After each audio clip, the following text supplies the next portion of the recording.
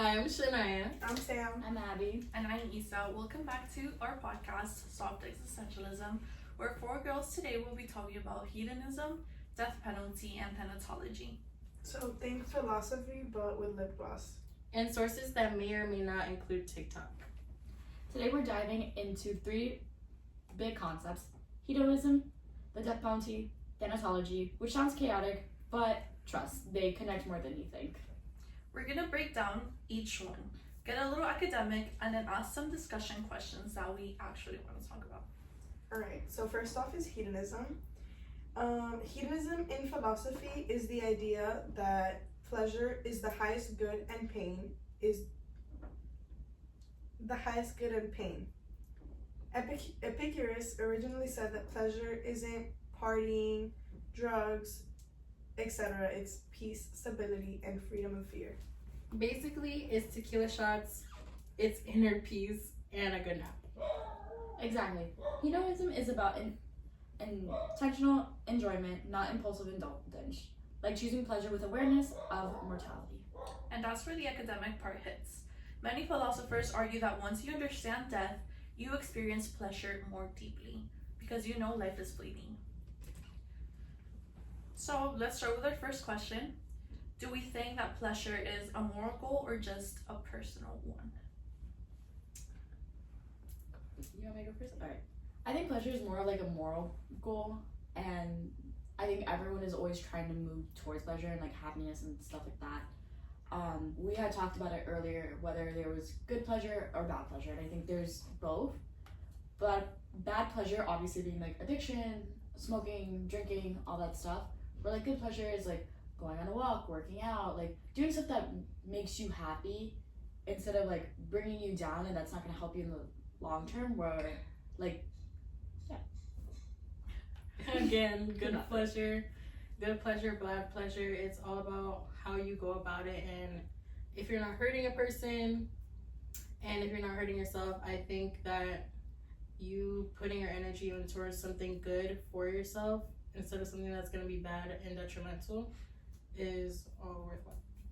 Yeah, I think too often nowadays we look for instant gratification. We want to be instantly gratified, and that leads us towards drugs, alcohol, sex, clubbing, partying, etc. And that's why we fall into these addictions, and it's really, really, really hard to get out of them unless you have a support system. And unfortunately, when you get into those places, a lot of the people who were good in your life leave.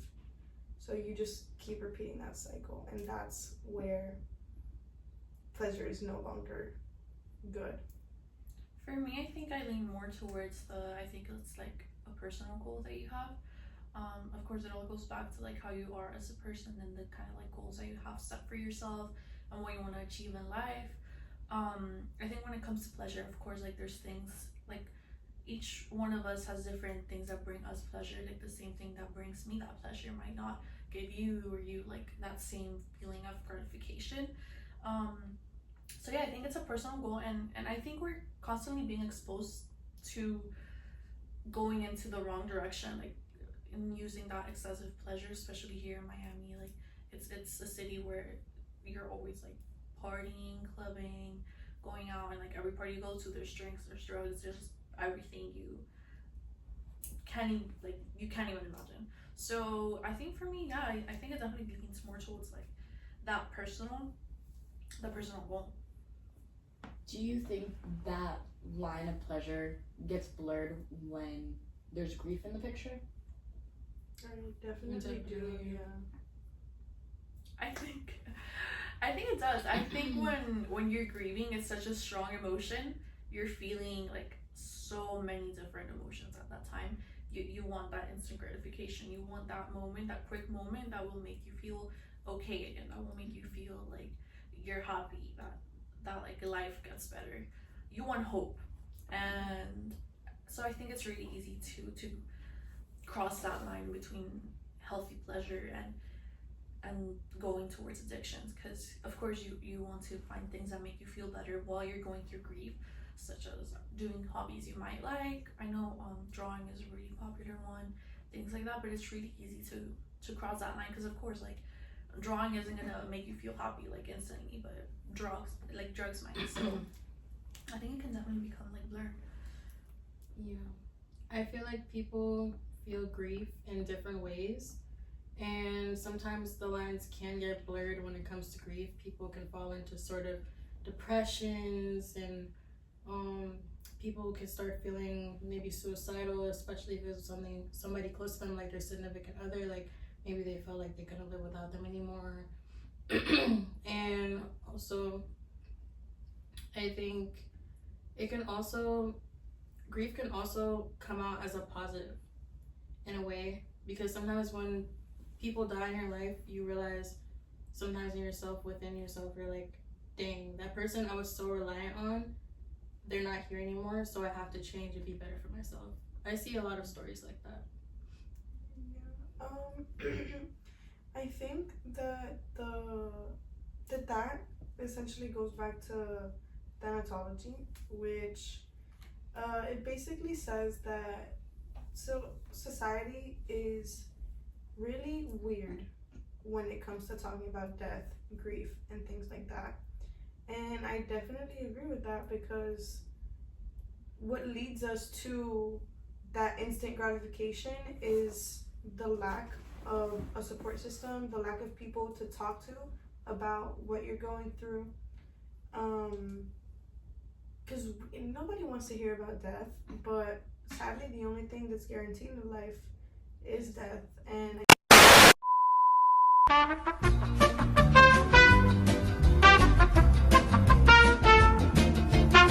So do you think that avoiding death or talking about death makes grieving harder? I think the lack of talk around death it definitely makes grief harder, especially now there's so much death going on around us. There's mass shootings in schools, genocide, a bunch of kids dying. We see it on the news. We're like, oh, okay, we don't talk about it. So when it happens to us personally, we don't know how to talk about it either. For sure. It's really hard. This is a very serious conversation. We should not be laughing. No, it's because you literally, I could not go anywhere with that. What do you want me to say? Like, what would you say about that? I think we have become very desensitized of it because, like, for example, I think it's a really good example is the whole Charlie Kirk thing happening, where, like, he got shot and, like, everyone's reaction was just like, oh, like, you either, like, were very, like, oh my god, he died, or, like, you didn't really care. It was, like, either one, and it, like, caused, like, it kind of caused a little bit of problems in, like, the Republican and Democratic Party. Yeah, and also, politics aside, I thought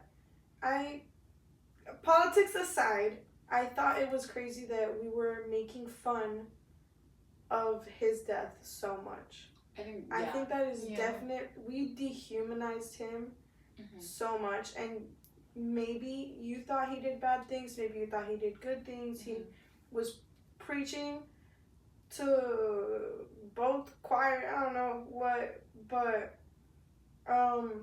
the reactions of either I don't care or good for him or making fun of him, I thought that was really crazy. I feel like we all have to remember that we're all humans, and even though we're Democratic or Republican, doesn't make us two different species. I think people like now just think of, oh, Republican, like they're automatically different, they're Democrat, they're automatically different. Like, no, we're all people, we just have different ways of thinking, and that's okay. You're entitled to your opinion, and that's okay. As long as you're not hurting anybody, you're entitled to your opinion, and that's okay. And I feel like that whole situation of people saying like there were some comments like, some people would be like, oh, the daughter was in the crowd with the mom and stuff like that. Don't you think that daughter would be traumatized for the rest of her life seeing her dad shot in front of live cameras? And I think this is a great example because I really think that we can talk about crime, because of course, like, he didn't just die, like he didn't just collapse. He was shot, like someone shot him. There was a whole plan, and I think this is a great time. Like, of course, like beliefs aside and everything, when it comes to like crime like this, and now that we're talking about death and grief and all of this, like, do we think that, like, what do we think about capital punishment? What do we think about death and punishing someone with death? I think you can definitely do the death penalty as long as there's enough evidence against that person, because we do sometimes wrongly convict somebody that should have never like been convicted at all. I think to have the death penalty, there should be a significant amount of evidence to be able to do that. There is. The only issue is that there's some cases, I would say, I don't look much into the people put on death row, I'm not gonna lie. I don't. But from shows and things like that we see, that's another thing. There's so much death in shows now. Anyways.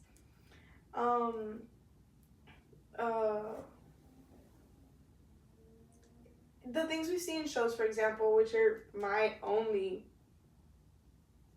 references, really, to capital punishment, is that there's usually, like, the evidence is all very circumstantial. And sometimes people want someone to pay, whether it's really them or not. You see it all the time. Parents should not outlive their kids. I'm so sorry. That is so sad. Parents whose kids have been killed, murdered, killed, sexually assaulted, things like that, they don't care if maybe the person who's being convicted, maybe they really didn't do it, you know? Obviously, usually it is, and I personally believe they should definitely be put to death. I don't. No child rapists. No child rape. No sexual assault. No killing. Kill people who kill, bruh. Honestly, for me, I think this is very, like, not just for me, but for everyone, I think it's very, like, controversial. Death is very taboo. Like, we don't really like talking about it, but we're often forced into conversations about it. For me, and I'm gonna bring up, like, my personal religion. For me, it's really hard because, of course, there are cases that you see such as rape, like child molesters, of course, like, they're horrible people, and you're like, damn, like, you don't deserve to be out, like, in the world where you can keep on, like, hurting others. However, like, when do we, like, make that line of who decides who lives and who dies? It's just very, like, for me, it's really hard, like, and because you might have, like, in a lot of cases there seems to be evidence, but there are times where that evidence after the person, like, is killed is often found to be, like, incorrect. So I think it's really hard, and also goes back to, for me, if you kill someone, they're not really paying for whatever crime they did. You're just cutting their life short. Like, they're not suffering, because the truth is that they don't even suffer while they're getting killed. Because now we've found ways to make it humane, you know, because they're still getting killed, but we have found a way to make it less painful. So you're not really paying for whatever it is you did. You're just, like, getting eliminated. So for me, I think a better solution would be, and I know it's expensive, like, but we're not gonna get into that. I know it's, like, taxpayers and all of that, but for me, a better solution would be, like, just stay in jail. Like, my tax dollars are not. You get a life sentence and that's it. But when it comes to, like, the death penalty, I think that's a little harder for me. I think in cases like anything involving children, we should bring back cruel and unusual punishment. We should bring back shame. Right. Public shaming. Oh my god. Cruel and unusual punishment, aka torture. Shaming has gone out the window. Shaming. Shaming needs to come back. I'm so sorry. It really does. This may be controversial. Bullying should come Bullying back. got people My right. little sister. I was bullied. It's Let me so tell you bad. something. Me too. So Let me was tell you I. something. So was I. My little sister needs to be bullied. these kids. They do. They're gagging these these kids. little kids nowadays. No, some of these kids are They need crazy. They need to be humbled. Like some of these kids really do need to be I humbled. They're so think- rude. Let's go back to the definitely conversation. not bullying, but like definitely like shame. Like, I think it's What people is- are getting like so comfortable like committing crimes. Like, what do you mean you're okay with going out and like raping someone, killing someone? Like you're insane. Like, what are you doing? So for sure, like public, like bring back public shaming. I don't care what anyone Put says. them on an island and let them fight. For real. And I think everyone in our class is pretty Disclaimer, much this like, does not include public executions, No, lynchings, yeah. Oh, yeah, no. etc. Do Yeah, not go that's stone crazy. someone No, in the street, shaming. okay? But You for will be sure, convicted. shaming. You will be convicted. It felt like Uncle Sam. Yeah. We want you. Yeah. Okay, so I kind of want to ask this question because we kind of have a little like set of questions. I think it was really interesting, and it's how does society's fear of death shape its views on punishment? I think it's kind of like a hard question. Do you That's a want to hard answer question. that? That's a I don't- really hard That's question. a really hard I question. don't know what to say. What do you think about it? We'll build off of that. I think. Oh. Loki, like that's hard. Like it's even hard for me. But It's I really- think our fear of death. I don't think our fear of death stands in the way of us wanting to punish others. I really don't with think it death. stands in the way. Like I No, think no, we're like, no, oh no. yeah, you should die, but like, Yeah. oh I don't want to die, but you should die. Yeah. You should die. Yeah. You should get waterboarded. Like, But I Waterboarding, think some people Okay. might think like, you know, it's like Oh. rabies shots, but Yeah. like instead of vaccines, actual rabies. that's crazy. that's That- wild. Wait, to get isn't that somebody what raped. happened in like Zootopia? That was funny. Yeah. What? it Oh, was. yeah. Yeah. Yeah. We But should they bring became that. like aggressive. No. Has anyone seen the new season of Stranger Things? Not No, yet. no spoilers. Not yet, not yet. Okay. No spoilers. Okay, but for me, I generally don't think that it stands in the way of like punishment. Like, I think we see I think actually our fear of death makes us want to like put people to death because we're like, oh, that's so scary. You should die. Do you mean like world leaders? Like, what do we mean by that? No, What do I you just mean I by feel that? like our opinions. I think she's talking about opinions. I don't think so because I feel like the way I have thought about it in the past is, okay, does this person really deserve to die? What would I do? What would I want if I was there? I feel like we try to we're desensitized, we dehumanize things, but we also want to humanize people who are monsters. And so once we're humanizing that person, we think of them as a normal person, regardless of what crime they committed. If they're being put to death, obviously it's something very bad. But we think of them as like humans, and that like brings us back to the mentality of killing humans is wrong, like death bad, live good, not okay for a person who committed mass murder or rape. I think when it comes to like the whole criminals thing, a great example of this is like when the show on Netflix actually called Monsters, when the whole like what were Menendez these brothers. the Menendez brothers, it was like they committed a crime, like they killed their parents. The pictures, if you haven't seen, they're gruesome as hell. Like they genuinely like put all their energy into killing their parents, but we have empathized so much with them, or maybe not everyone, but in my opinion, like I was like, damn, like of course killing is wrong, like in that sense, like you shouldn't kill someone. But if we look at the facts and just like they were molested as children, like their dad was molesting them, the mom wasn't doing anything about it. So yeah, we humanize them and we're like, damn, like if I had been in that situation, maybe I would have done the same. Like maybe I would have felt so like. But then there's other criminals like Jeffrey Dahmer and things like that were like, damn, like you deserve to die. Epstein didn't deserve the chance to kill himself. I'm so sorry. That's my personal opinion. Epstein was stand But do by you feel that. like we have empathy because like we genuinely feel bad about their situation, or is it also because they're hot?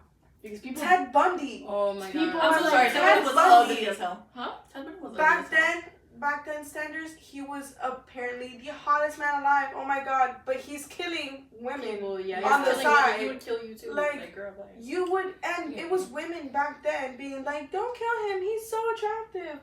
He Girl, would kill you. if he had the opportunity, and if you were a brunette, he would kill you. I think looks definitely play into the role of how how you get off too. Are we empathizing with them because genuinely their situation was sad, or just because they're good looking?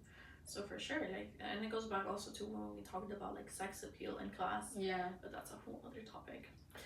That goes back to hedonism as well. Full circle moment. So we have talked about a lot of things, but what do these three things have in common? Pleasure, death, and justice. It sounds like a punk band, not a pink band. But actually, they're all tied together about how we value human life. Hedonism says that life should be enjoyable because it's temporary. Thanatology says you can't understand life without confronting death. And the death penalty forces society to ask how much a life is worth. That goes back to the Hammurabi Code, which we did not talk about, but that's like the first known set of laws. That was on camera. The first known set of laws, which is basically where an eye for an eye was established. I'm pretty sure that was in like 1760 something BCE, whatever. I'm sorry. Not super familiar with it, but that whole thing of like, do you deserve to die because you killed someone or because you hurt someone? How do we establish like how bad the crime is? Murder and rape aside. That's a question for you guys to answer on your own. I feel like we would need ample amount of evidence to like know, and obviously people come out about these things that have been done to them, and I don't think we should like, especially if it's like a whole bunch of people coming out about the same thing for like one person. Yeah, you're done. Like, I'm so sorry. Like, there's some people that would obviously like lie. Like, I've seen like things of people would lie like and say, oh, like they hit me or like something like that. Because women right now, if we say a man hit us, a man's going to jail. And a lot of women, like I had my aunt, like, well, like his ex-girlfriend or whatever, she was like really toxic, and he would not do anything, but she would always like threaten him and be like, oh, I would say that you hit me and I'll call the cops. And he would obviously go to jail. He's a 6 foot tall black man, and he's bigger than her. She's 5'1". She's like, and she could literally just, I feel like now we need to assess that people can be lying about what's been done to them. And I think that just raises like the biggest question of the episode, kind of to like close it off. Like, what does it mean to live well, die well, and treat others well? I think that like goes back to your own definition of how do you want to live? How do you want to go out? How do you want to treat others? Like, how would you like to be treated by others? That's the Yeah. golden rule, guys. No, for sure. That's it, guys. It all goes back to the golden rule, like treat others how you want to be treated. But at the end of the day, like, it's really hard to come to like an objective idea, because of course we all have different opinions of what's wrong, what's right. So yeah, that's pretty much it. Thanks for joining us, and we'll see you again.